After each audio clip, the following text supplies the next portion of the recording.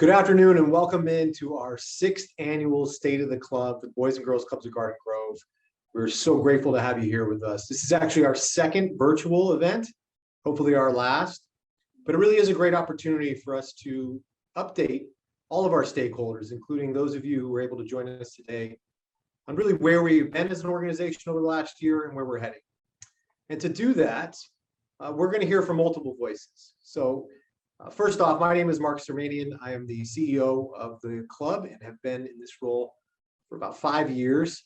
But we also have an opportunity to hear from some of our finest, one of whom is an actual member of ours who's been in our organization for 11 years and has really grown and flourished as a young person to someone who we are proud to call our Youth of the Year in 2018, and that is Hazel. Hazel's going to give you an update on all of our programs and services, followed by Don Nielsen, 4-year board member who has stepped in to lead our safety committee, which has been a vital committee as we've obviously gotten through the last year, through all of the safety considerations and COVID-19 protocols.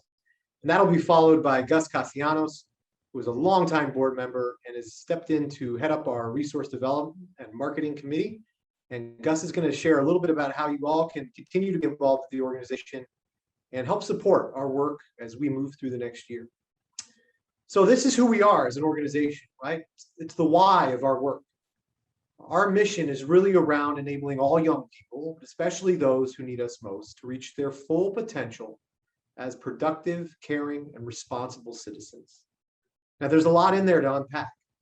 And the reality is our work has been met with some really astronomical challenges over the last year and a half. But our vision remains the same as it was prior to COVID and will be after COVID. It's to be a national leader in connecting youth and their families to the opportunities and the resources that allow them to reach that full potential. And it takes a village. This is not something that we as an organization do alone or care to do alone.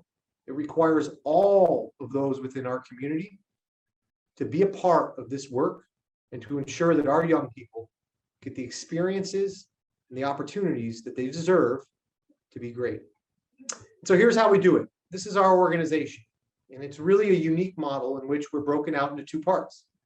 On the left side of this diagram, you see our youth development services. These are our traditional after-school programs that take place on almost all of Garden Grove Unified campuses, in addition to our club-based programs that sit adjacent to schools and include our main branch facility, which we'll talk about, has gone through a major renovation thanks to the Hope Foundation and support from the developers in the city. But then on the right side of our organization, this diagram is really what makes us unique. It's our community programs. It's the way that we expand beyond just the single child, but also into the home and into the family setting, thereby making a greater and deeper impact across our community. So these include our health services and our early learning programs. And all of this is surrounded by our mission and values, our goals, strategic goals, and then our people, our staff, board of directors, our volunteers, and our partners. None of it can be done without any one of those groups. But what's happened over the last year in particular is we have had to pivot, as many of you have, if not all of you. It really became about what is our vital role in this community. And over the last year in particular, it has been, how do we serve youth in person?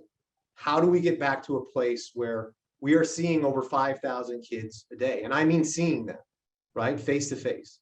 That is a huge lift for our organization. And so we've had to embrace virtual learning.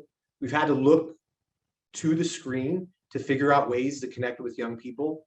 And we've had great success with that. But the ultimate goal is to be where we are now, which is that all of our programs, as we start the school year on Monday, will open in person, and we will welcome back thousands of young people into our facilities and our clubs to make sure that they have an opportunity to be at their best.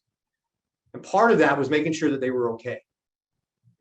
Our teams across the organization performed thousands of phone calls and wellness checks, going back to really March of 2020, but throughout last year, and staying connected with families, making sure they had the resources necessary. And that was one of those great kind of additions that came out of these challenging times. And then on the right side, you really see the depth and breadth of our services. These are real counselors sitting in front of kids and teens and parents, giving their time to work through their problems, both socially and emotionally. But that was a critical component. It continues to be as we move forward and kids and teens and families really sort through the trauma of the last year, right? It's hard enough being a young person in today's world. You couple that with all of the challenges that went on socially and just not being connected. It's something that we continue to build out as an organization, that time to be able to sit in front of a professional who can help kids with their challenges. But it's beyond that, right? It goes to our health services, our vision care, our dental care, all of the things that we do to provide resources for families. And then again, finally, our preschool. Our early learning programs have been expanding at a robust pace. And as the state continues to make a commitment, the school district continues to make a commitment to our youngest learners, we are there with our state licensed preschool programs, serving first those children of essential workers, but of course, getting back to where we are today to serving all those children that need us most. And so this is what it's all about, right? Faces you see on this screen, the fun, the excitement, the energy, the connection that kids have in our programs. That's been the challenge. Is how do you keep that fire lit? How do you make sure that as the masks come on, that the personalities still shine through, that our staff still are able to be at their best? And the reality is, it all comes down to people and the way that we adjust in these challenging times. So first, we looked at our facilities, of course, and we looked at the ways that we could update our clubs to make sure that they're ready, not just for this next school year and over the summer, but for years to come. And part of that included the expansive renovation of Main Branch, to which was fully supported by the Hoag Foundation and the project that's been longstanding. Most of you know, I used to know as the Rusty Skeleton, which is no more. But the ability to really move that project forward has been, we've been a great benefit of that pace over the last year. The other piece, though, was with our people, right? And that is the idea that continues to be top of mind as we work through the next several months and the beginning of the school year. It's how do we continue to do the right thing to make sure that our people are healthy, that they're trained, that they're supported, and that they feel safe, because they are safe coming into our clubs every day. We know that our staff are resilient. And what we found out throughout this entire process is our kids are so resilient themselves. So when you see the challenges around social distancing and just not being able to do things like go out and play a game of basketball, we've had to figure out ways to meet kids where they are. And granted, in a lot of cases, that was behind plexiglass. But we also, the big challenge for this organization was to capture that experience still. How do we give kids an experience? And so what you see in that lower right-hand corner is our club programs who couldn't take the members to the release of Space Jam a couple of weeks ago. So what they did, a testament to their work, is they brought that experience to the kids through a drive-through, drive-in movie theater, which you see the innovation and the excitement where kids just get to be creative and no matter what, bask in that experience. And that's been the challenge across our board. We have a strong team here. We have a large team, but they are the magic ingredient that makes all of this work. They are the ones that woke up every day to come into work, to serve children in person in the classroom, most of whom are captured in that 305 and 33 categories between our youth development people and our preschool teachers and instructional aides. To that point, most of them didn't stop serving kids, right? Whether they had to adjust for a couple of weeks or a month or two to virtual learning, they were all back in the classroom last year, and many adjusted their own schedules to ensure that kids were served the hours that were needed most, which were the school day hours. So that coordination through the school district, making sure that our people were safe and protected, and the kids were safe and protected, has been an ongoing collaboration. And beyond that, we have a group of a small but mighty group of 29 people who really make up that community health aspect of what we're doing. These are the counselors and the therapists, the case managers and the family resource specialists. We had a great partnership developed with the city, expand with the city over the summer, where we staffed 2 of their family resource centers, and hope to do that as we move forward. And the synergies that we found around having our 400 plus people out there serving the community and giving back were unmatched. And that is all due to who we'll talk about even more here as our heroes in a minute. We have bus drivers, we have administrative support, and last but certainly not least is our board. It's a group of volunteers, associate, advisory, actual governing board members who give of their time, talent, and treasure in a way that is extremely humbling and in a way that we could not do without. These are people who took time out of their day jobs to meet with us weekly, sometimes twice or 3 times a week, to ensure that we had the guidance and the support, and also the larger perspective of operating a corporation of this size in the midst of a major health crisis. And we are greatly indebted to all of their support. You're going to hear from 2 of them in a minute as well. But these are the heroes, right? The ones who do it all. And we just couldn't operate as an organization without them. The city did a great thing this past year and honored their work as youth development professionals, as after-school people, most of whom were actually paraprofessionals, paraeducators over this last year and a half. And they are whom the credit is due to. They are the ones who work with the kids every day, who bring their passions, who they are, the things that excite them, and build our culture and keep our culture. And we all had to stretch, right? Figuratively and literally. What you see here is one of the ways that we tried to keep the physical components to what we're doing active, but yet maintain things like social distancing and appropriate safety protocols. What it boiled down to was creating a really brand new culture here, where in the past we talked a lot about the safety, the importance of safety, not just physical, but also emotional. But really it became front and center for the work that we're doing. And the constant dialogue and communication and openness that our staff had with us, our team had with us around, these are the ways that I feel comfortable coming into work and serving kids in person, continue to be top of mind as we move forward. So not only did we do our in-person work, we also obviously had some virtual components to our programs. Here you see 2 of Garden Grove's finest, a GGPD officer, and then a member of the Orange County Fire Authority, working with our kids, doing an on-site field trip with Ashley, our staff member there from Main Branch. But what you can see behind these masks, hopefully, are the smiles, right? The joy, the experiences that not all kids had the opportunity to have this year. And we built things with them. We spent time with them. Not only did we give them attention and support, but we gave them counsel and guidance. And we allowed them to, most importantly, to be kids. It's not been easy. It's not been easy for us adults, right?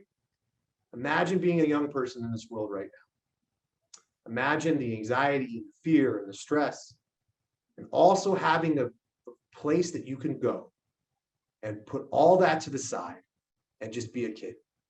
That's what this is about. And as we move forward over this next year, we still have a lot of work to do. One of the areas that we've really dug in on, that is a core of who we are regardless, revolves around diversity, equity, and inclusion. And this is something that we continue to work with our partners and the larger community around, even though this is a part of our DNA. How do we lift up, as our mission states, those children that need us most? And so we've taken an organizational-wide approach that was kicked off by a task force back in June 2020. We really listened to our staff, to our families. We hosted a series of listening sessions where we had an opportunity to just have a safe space, talk about the challenges of the world, both inside and outside of the organization. And then we established department groups that will lead out over the next year, including our executive leadership team and a board committee that is really leading through how do we do this work in the future. And the larger goal in all this is to link our programs and services throughout the community so that kids of any background feel included, that they have an equitable opportunity at life, and that most importantly, they have a place to turn when they're not feeling right. So that is us. We are the unstoppable force. This will be our theme for the next year. We certainly have had a lot of trials and tribulations. It is a great testament to all of those of you who are on this call, who continue to support our organization, that we just couldn't do this work without you. And we mean it. So the road ahead will continue to be bumpy, but we see the light at the end of the tunnel. Just yesterday, the state released a new mandate that we're working through with our staff, addressed it with them yesterday, and all of them really understand that this is ever evolving still to this day.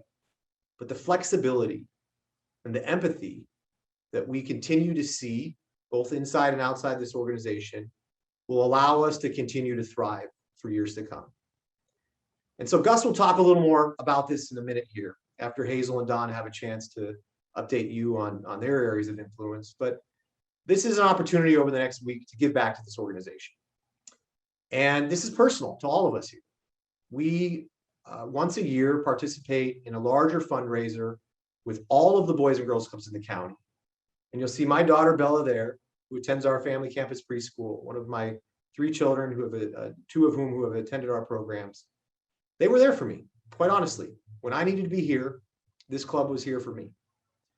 And we all owe it to the children and the future generations of this community and the communities that we serve to make sure that these opportunities continue to be there for them. And so we ask of you, and again, Gus will highlight this in a moment, to find ways to support our organization. Whether it's through your time, talent, or treasure, there is always an opportunity to connect. Most of you on this call today, on this webinar today, you're already doing so. And so thank you. Thank you for being the difference that the world needs. We cannot do this without you, and we need your support as we continue to move ahead into 2022.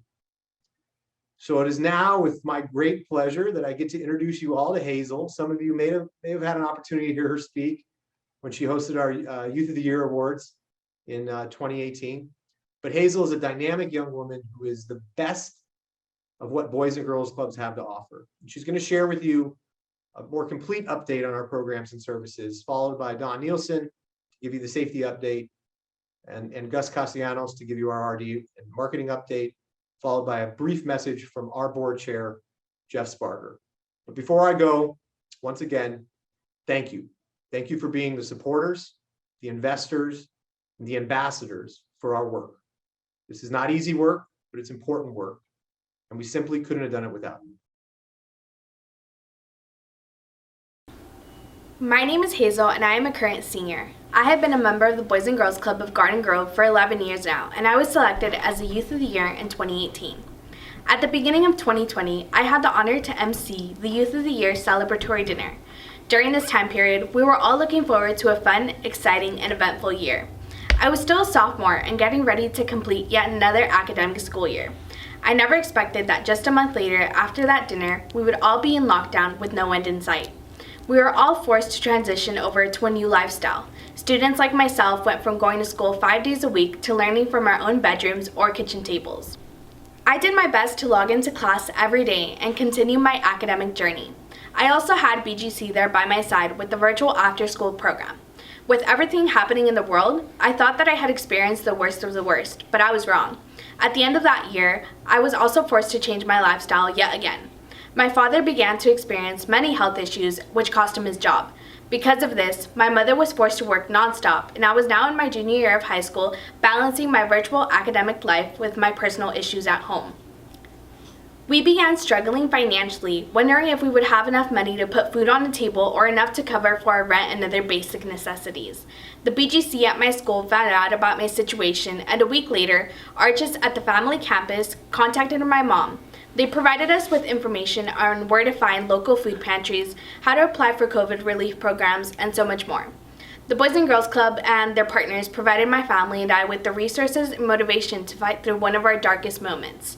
BGC is a program that aims to positively change the lives of families and students for the better. and I was fortunate enough to be one of them.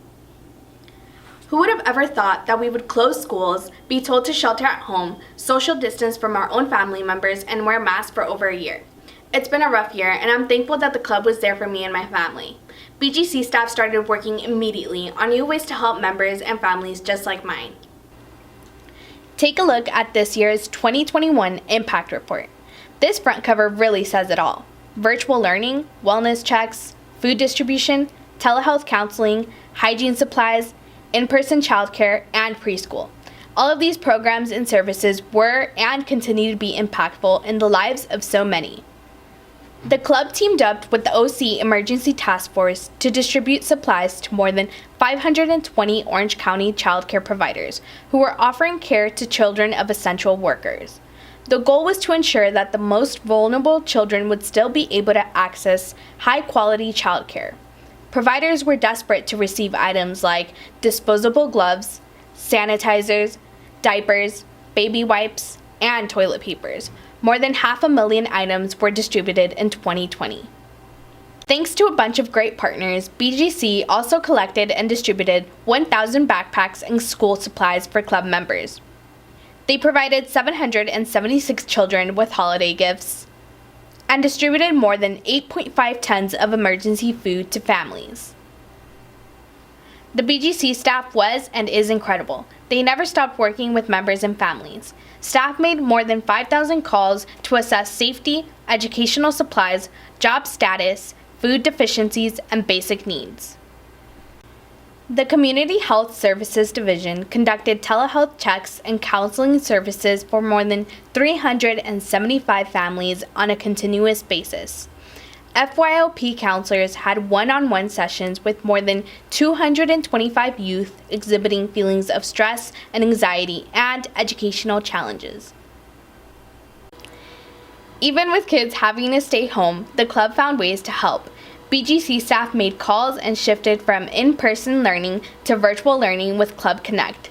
This was a safe online space where staff facilitated academic and social-emotional learning programs. In the fall, the club worked with schools to serve children of essential workers and students struggling with distance learning on school campuses. As a high schooler, it was tough enough to get through this school year. I can't even imagine what it was like for the preschoolers. This was the first BGC program to start serving children of essential workers with a pandemic policy that ensured the health and safety of everyone who entered the building. Here is a great quote from one of our preschool parents. "I don't know what I would have done without the support of my son's teacher and the family campus preschool. As an essential worker, I needed consistent childcare that I could trust. I would have been in jeopardy of losing my job without their help. I am truly grateful for the Boys and Girls Club's family campus preschool." The next quote that I would like to share comes from the Homeless to Hopeful story. I like this quote because it brings different departments together to help a family. "We've been living in our car for a month, and from time to time, I had enough money for a motel room," said Basilio.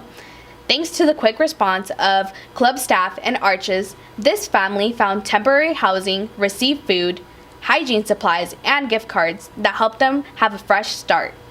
"The club and Arches have changed my children's lives.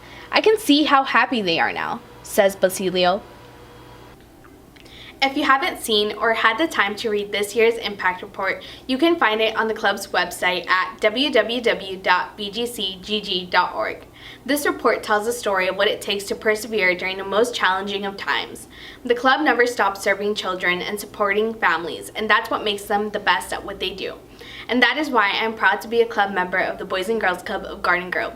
Thank you for giving me this opportunity to talk a little bit about our clubs. Thank you. My name is Don Nielsen, and I'm a member of the Board of Directors and the Chair of the Board Safety Committee. I've been on the board for 4 years or so. As a professor at Golden West College, I know the value of good education and the importance of establishing good study habits, having mentors, and discovering new approaches to learning. Creating a safe and inclusive culture where kids feel valued and can be themselves is a big part of the learning process. Leading the safety committee allows me to ensure that the club members, the families, and the staff are working, learning, and playing in a safe, positive environment.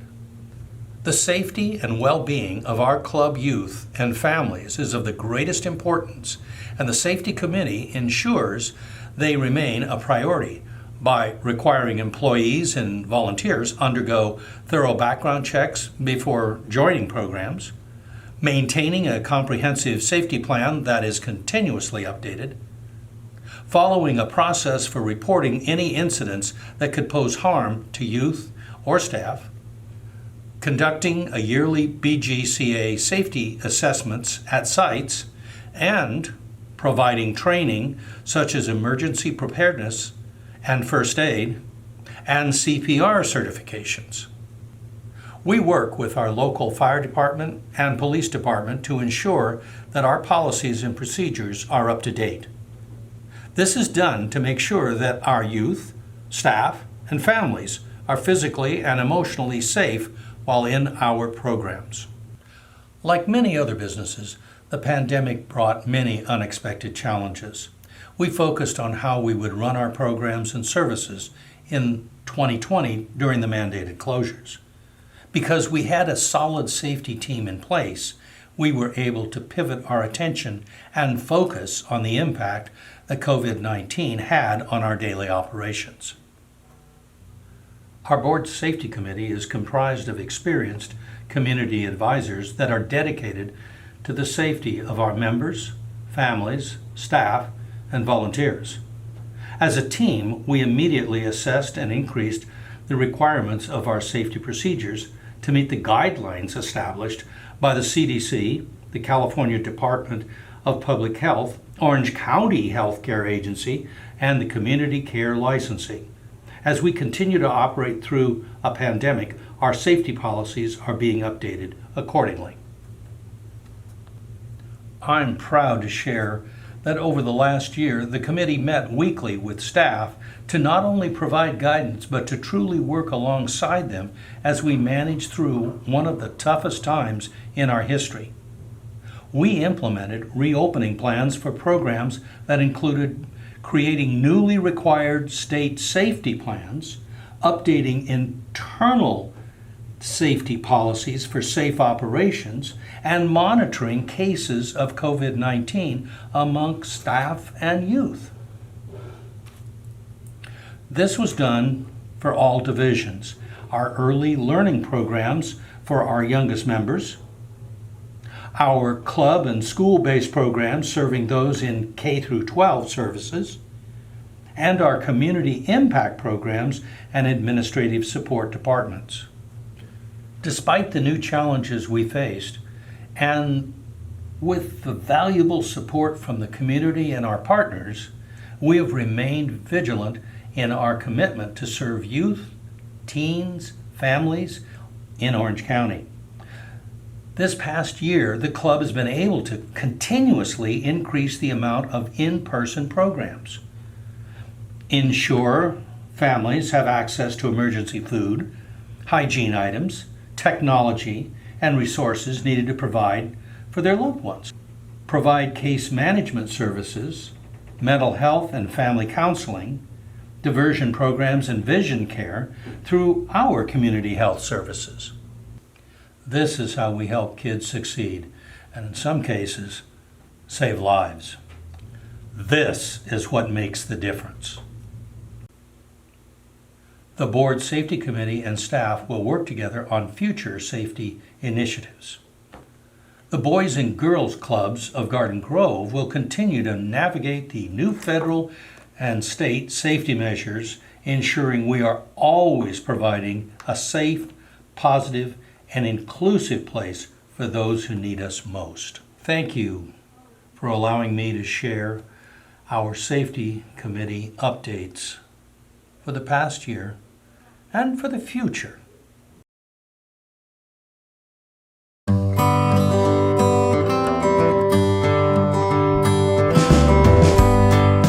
Good afternoon. My name is Gus Castellanos, and I serve on the Board of Directors for the Boys and Girls Clubs of Garden Grove. I was introduced to the clubs when I began working for the city as an administrative intern way back in 1984. Things have changed a lot since then.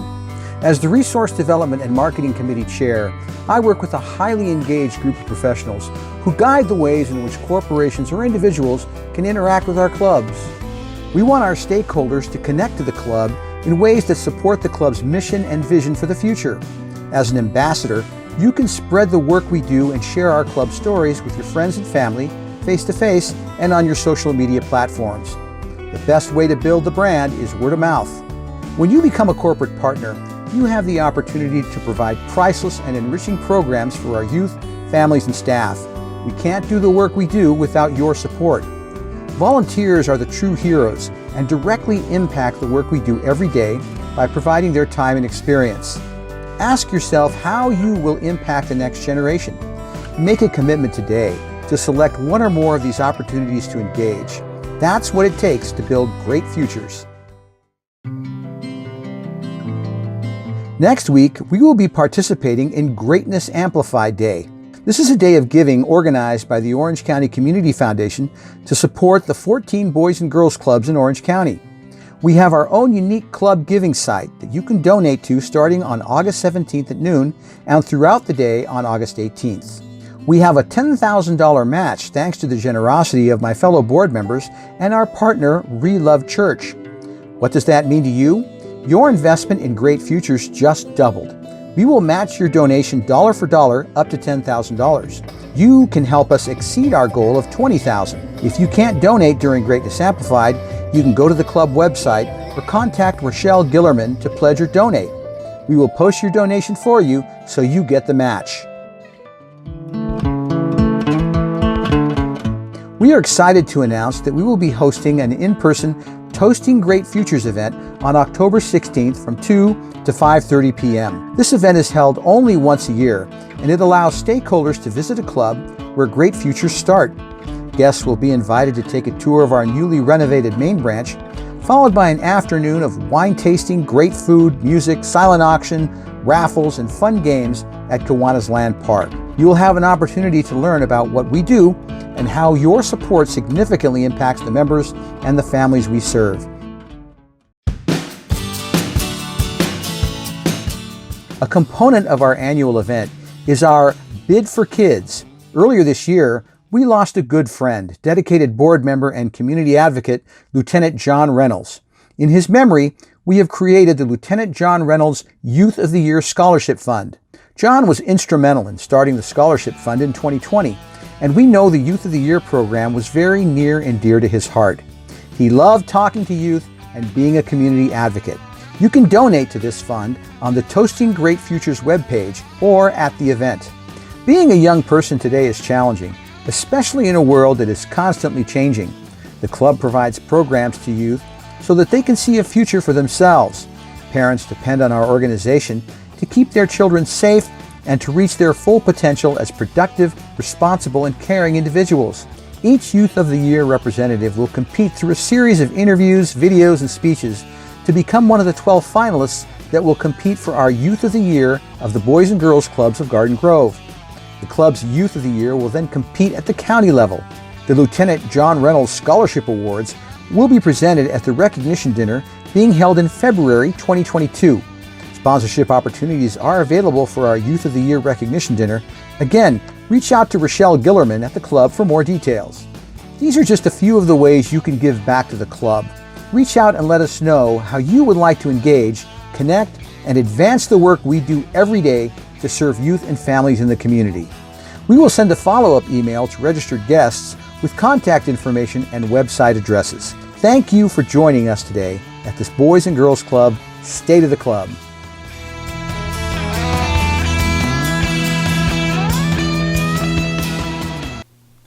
Good afternoon. My name is Jeff Sparger, and I am the board chair for the Boys and Girls Club of Garden Grove. I'd like to thank you for participating today. I'd also like to thank Hazel, an 11-year member, for her powerful story. I'd like to thank Gus and Don for the committee report showing what great work the board does every day for the Boys and Girls Club of Garden Grove. And I'd like to thank you, the investors, partners, and volunteers for all of your hard work in supporting the youth and families of the Boys and Girls Club of Garden Grove. Thank you and have a wonderful day.